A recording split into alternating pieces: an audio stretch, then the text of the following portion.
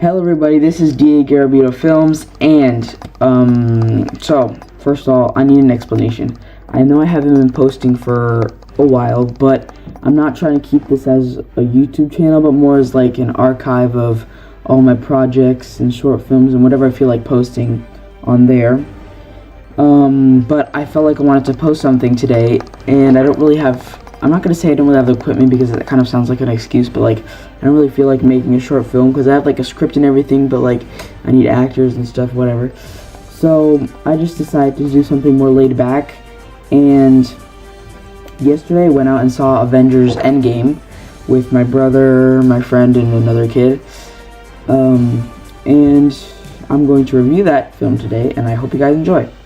So, first of all, I'm going to start off with spoiler-free, just saying my general opinion, and then I'm going to go more in-depth and, talk about the spoilers. So, this film was 3 hours long, and I was watching, and a lot of critics were saying that you really needed all that time, like those 3 hours, to show everything about the film, but I don't really think so, because the whole second act, basically, it was kind of boring. Everybody says the first act was the most boring, but I actually like the first act. I think the second act was the least interesting.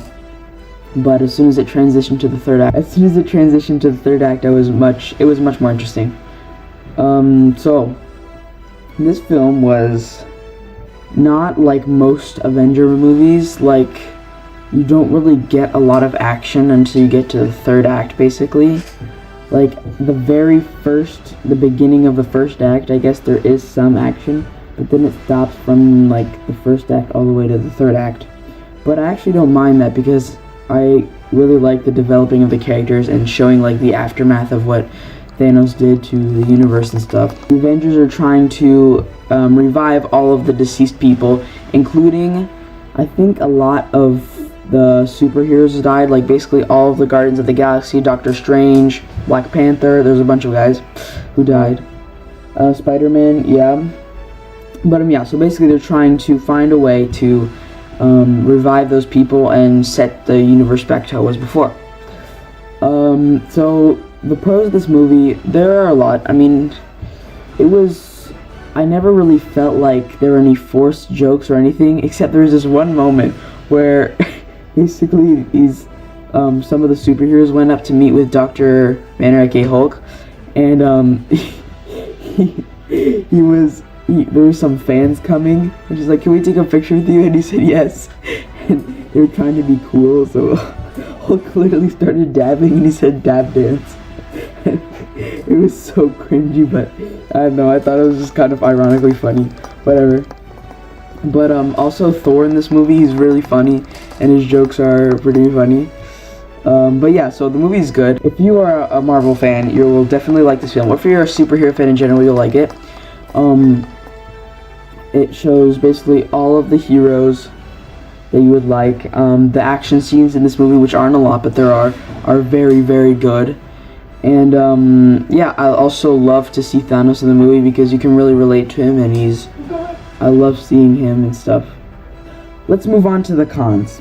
So, first of all, the length of this movie is way too much. This movie is 3 hours and 7 minutes, I think. And to be honest, in the second act, I was almost falling asleep. But it was, yeah, that's basically the biggest con. But also, I think there were a lot of unnecessary scenes that we didn't really need. But at the same time, I didn't exactly mind them. So, those are basically the cons. And yeah. So, I would give this movie an overall 7 out of 10. So, yeah. I think now I'm going to move over to the spoiler territory. So if you don't want to be spoiled or anything, if you haven't seen this movie yet, then skip over to this timing. Alright, so first of all, something that I thought was really not that good, anticlimactic, is in the first act of the movie. Basically, the Avengers that have survived go to find Thanos, and they ask him where the Infinity Stones are, Infinity Gems, I don't know what they're called, and he tells them that he destroyed them because everything has went exactly how he wanted, so he didn't need the stones anymore. So basically, everybody got pretty mad, but then Thor just randomly decapitated him, and at least showed everything, but whatever. I thought it was kind of funny, but kind of anticlimactic at the same time.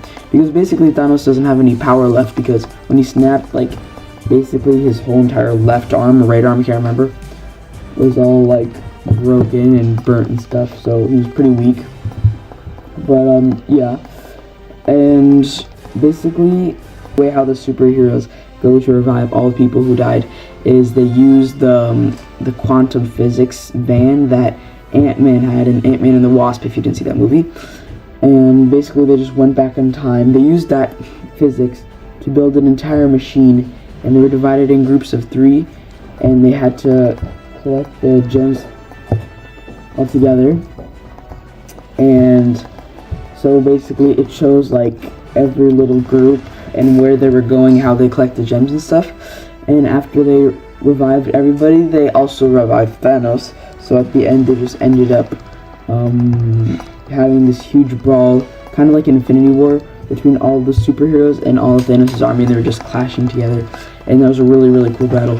And basically, Iron Man takes the gauntlet, and he sacrifices himself to save the universe. So he snaps his fingers, and he dies, but everybody goes back to normal. And the movie ends with Iron Man's funeral with everybody there, and that's basically it. So yeah. So guys, I hope you enjoyed this review. I know you aren't a lot, but if anybody is watching this, I hope you enjoyed it. If you want me to make more videos, just tell me in the comments below or whatever. And yeah, I hope you guys enjoyed, and have a nice day.